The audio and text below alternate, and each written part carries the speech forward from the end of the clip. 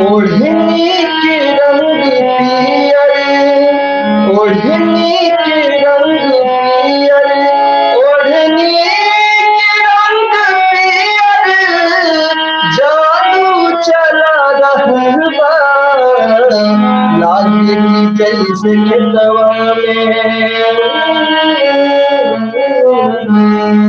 लागे कि जैसे खेतवा में सरसों फुला रहल बा, लागे कि जैसे खेतवा में सरसों फुला रहल बा।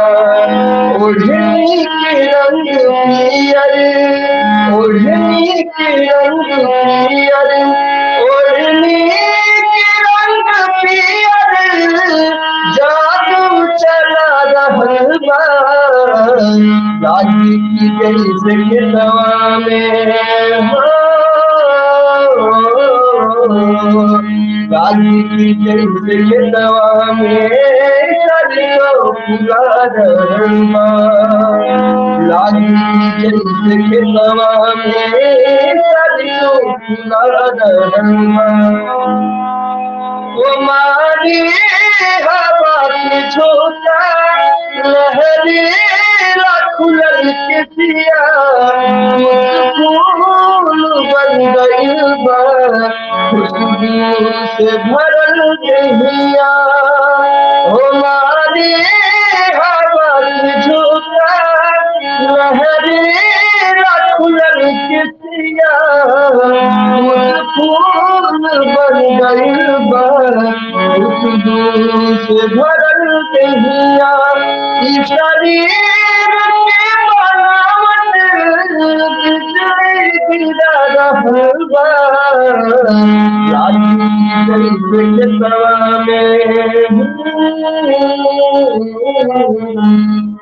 लागे जैसे खेतवा में सरसों फुला रहल बा, लागे जैसे खेतवा में सरसों फुला रहल बा।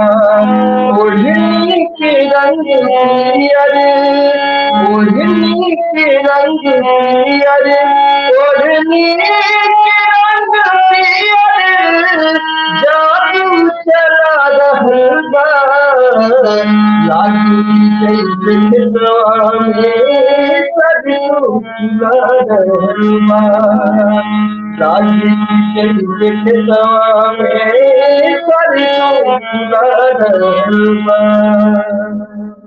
बहुत खूबसूरत मुन्नू जी, बहुत सुंदर, बहुत बहुत बेहतरीन जी।